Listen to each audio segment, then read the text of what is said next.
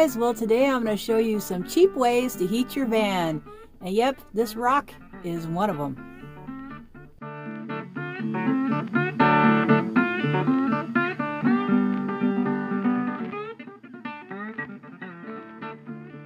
Okay, so a lot of people out there are gearing up for the winter time, and especially if they're first starting out, and they're probably wondering, how do I heat my van? Or I don't have enough money for these fancy, diesel heaters. Even the Chinese ones could be a couple $100, and when you're first starting out, sometimes that could be a lot of money. Or if you're like me and you're having to pay for dental work, you really don't want to have to buy, a couple $100 heater. So what do you do? What do you do to keep from freezing to death? Well, last year I put up a video about how not to freeze to death in a van. And that one got a lot of views, but most of it was just a few little ideas that have to do with some of my candle heaters and also some clothing that I wear and things like that. But this video, I really wanted to get into more detail about some of the things that you can use just as like a straight up heater. And a lot of these things are going to be kind of passive heat. And what I mean by that is they rely more on radiant heat. So they heat themselves up and then the heat comes off of them, the object that has been heated up, and that's where your heat comes from. So some of them take a little while to heat up the van. So what you want to do that is have those in combination with something else that can heat up the van a little bit faster, like say your butane stove or a heat collector that goes on top. So we're going to get into a little more detail on that. So sit tight, guys, and hopefully this will all make sense. I'm going to do my best to put this together to where you guys can understand it. But if not, you could always ask me questions. All right, here it goes. Okay, so I put my stove over here because the lighting is bad over on the other side, and I want you guys to be able to see what I'm doing here. So basically what we have here is my butane stove, and it really works to take the chill off of the van in the wintertime. You just light it up, and there you go, you got a flame, and that works pretty good. But as some people have put in the comments, you could lose a lot of heat, that way with just an open flame, and you're going to be wasting a lot of fuel to get the same amount of heat after a while. So what I have found, and I got this toward the end of the winter, so I haven't gotten to use it very much, but I do know that it works pretty well with candles and with the stove. And what it is just a little Chinese heat collector. You set it on your burner and the flame goes up inside of here, and all these little layers that it has inside, see, it's like a double-walled can with a bunch of holes. All this steel collects the heat and then it radiates it out, so the heat doesn't dissipate quite as fast, and then you get to have a more efficient heat source. And it works pretty good. This one I have to take it outside and burn it off, because whatever paint they put on here, anytime you get it too hot, it starts to really smell up the van. And I've even put candles underneath, and I put 2 or 3 candles, and 2 candles is too much. It starts to make it stink. So putting it on this stove is really going to smell bad. So within the next few days or so, I'm going to have to take this outside and just let it burn off. But it's got like a real thick layer up here too, and this kind of reminds me of a stove almost. It's it's almost like a burner. And I'm imagining too, you could probably take this outside and put it on a small twig fire and literally use it for an emergency stove if you had to. So stuff like this is pretty versatile. I found this on Amazon. I don't know where the link is to it anymore, because there were several kind of weird obscure sellers that had this, and it took me a long time to get it because it actually came from China. But I really wanted it because I wanted to try it, because I knew it was a heat collector. I don't even know the brand name of it. It's not even on the box or stamped anywhere on the thing. It's just some random thing. So you're going to have to do a Google search on it if you want to find it.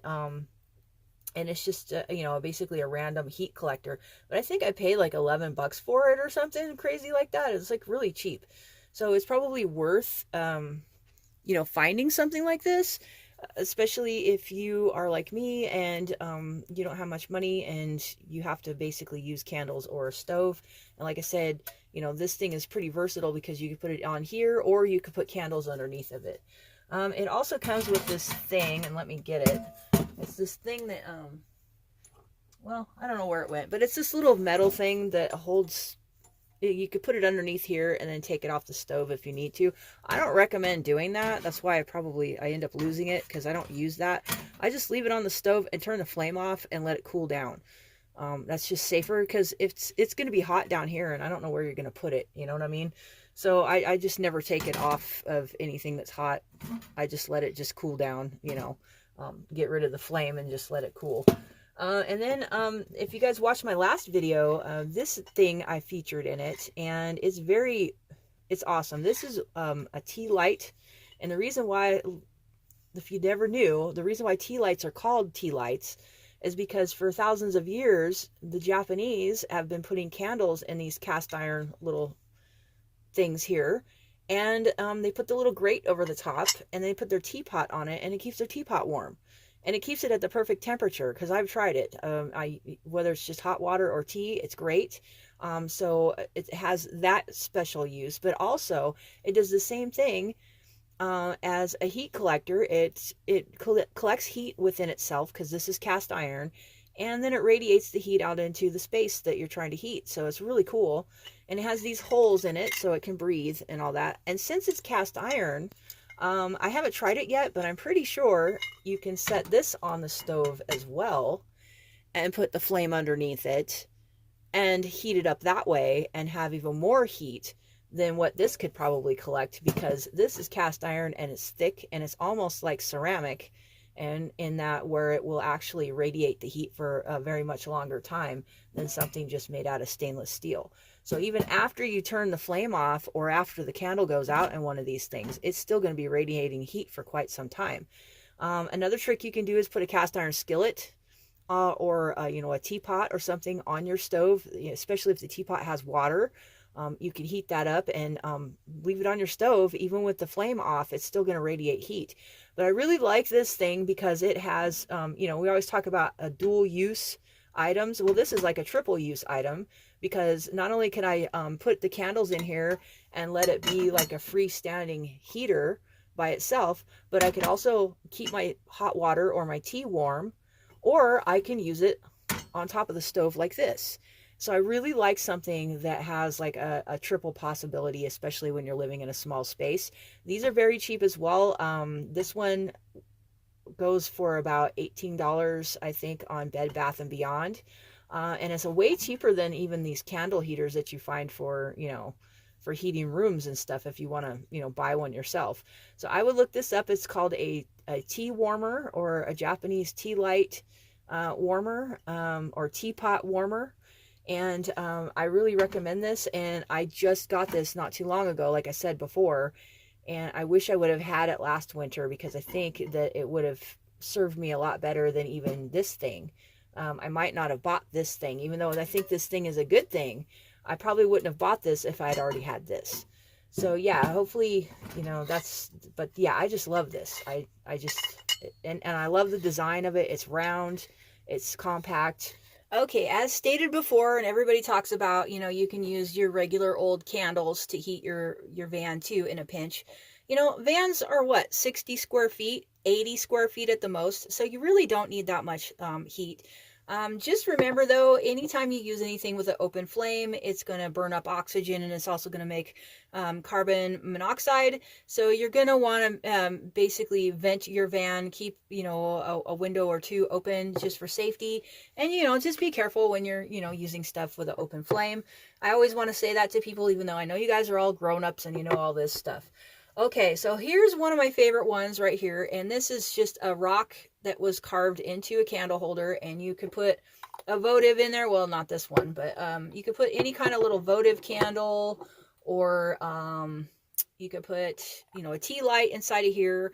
And what happens is, not only does it have a beautiful little light, but it heats up the entire rock, and there again you get more radiant heat.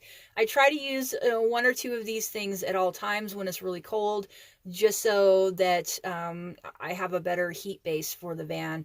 I just think that something that can collect the heat first and then radiate it out gradually is going to be way better, you know, for fuel efficiency, and also just to make it feel nicer. And it's also a drier heat that way because, you know, it's coming from the object, not from the direct flame, if that makes any sense. So yes, these, if you can find a rock candle holder, that's a really good one. They have them, the salt rock kind too, but they're kind of messy. But if you can find something like this that was carved out of a rock that's made into a candle, I bought this at a thrift store. I don't know where to get another one. It probably came in a package of 2, because there was probably a set of 2. But when I found it, it was just by itself. So, but this is a very good thing to have if you can find it. Just keep on the lookout, you know, at secondhand stores, or like maybe national parks, souvenir shops for stuff like this. I know they sell rock things at like places like Yosemite and Yellowstone and stuff. So you might want to, you know, if you go into a gift shop at a national park, you know, keep your eye out for something like this. They might have something like that. And then, of course, you know, a big pillar candle. Those are always nice because they collect heat inside of themselves too, plus have the open flame. So they help quite a bit. So I always have at least one of these going on a really cold day. So as you can see, when I'm heating my van on a cold day, especially if I'm hanging out in here, like I actually have a lot of candles going at once, a lot of, you know, different options. I start off with the stove, and then I just start and then I start up all my candles, and then once the stove has taken the chill off the van, then I turn that off, and then I keep the candles going, and it seems to help to maintain the heat a little bit. Now this one is another candle heater, and this one I built myself. It's made out of just ceramic, and what it's got inside of here is again another like layered thing that collects the heat inside of it, and then it radiates it out. And of course it's got to have holes so that the candle can breathe, and that's why I put a chimney in there as well. This is a ceramic heat collector. And then in the bottom, this is just where you put, you know, and of course it's cracked because it cracked when I fired it, but yeah, you just put your candles in the bottom, and it's very beautiful. And the funny thing is, I thought I designed this. I thought I was the first one to come up with this type of candle heater, but apparently the Chinese were making them for thousands of years, and I had no clue. But anyway, yeah. So yeah, I just keep it in an aluminum pie plate as well, just so, because the bottom sometimes gets pretty hot, and I don't want it to you know, spark on anything. And also the pan keeps other stuff, you know, from getting too close to it. So I can put something up against the pan and it's not going to touch the heater and melt. So that's why I have it like that. But this thing is pretty durable, even though I made it out of ceramic and it was only fired once. Yes, it got kind of dirty over the past year, but it's held up, you know, in the van pretty well because of its shape, because it's round. But yeah, but it works really well. I really like it. The problem with it though is you can only use it for candles. It's not like the other ones that I showed you guys where you can use it on any kind of flame. I thought maybe you could put a baby can of sterno in here, but I kind of got afraid to do that after just putting 2 or 3 candles in here and noticing how it burned. I don't think it could get enough air to burn something like that, so it would probably throw off a lot of soot, and you don't want that. So as you can see, there's a little bit of soot in here just from the candles, and that's how you know when your candle isn't burning quite right, is if it starts to get sooty. So you don't want to throw off soot, because that's, you know, carbon, and you don't want to be breathing that stuff. So yeah, that's my one that I actually created, and it's, you know, it's got my signature on there. I made it in 2018. So yeah, I think it works pretty well. I really like it, but like I say, it's one of my favorites because I made it and because it's very pretty when it's lit up, but it's not as versatile as the others. So yeah, but you know, to each their own. They could probably, you know, you guys could probably come up with all different designs of your own if you are savvy enough, if you're talented, if you have access to your own ceramics kiln or whatever. I started doing these as an alternative to the flower pot heaters because I don't think that they give the candles enough air. Again, they get really sooty, and that could be very dangerous for your well-being. So I just decided, you know, in a small space, you got to have the cleanest burning things possible. And so that's why I redesigned it and made this one myself. All right, you guys, that's what I use to help heat the van. And remember, don't use any heating source like that, especially at nighttime. It's not safe.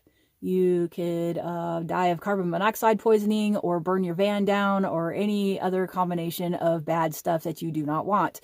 If you need some tips and tricks on how not to freeze to death while you do not have a heater on at night, watch my old video called How Not to Freeze to Death in a Van, because it talks a lot more about clothing and blankets and insulation and slippers and all that good stuff that you need to know. And then when you get up in the morning, then you can do the heater thing. Okay, guys? So, yeah. If you got something out of this, please like and subscribe and all that good stuff. And I guess we'll see you on the next one. Thanks, guys. Bye.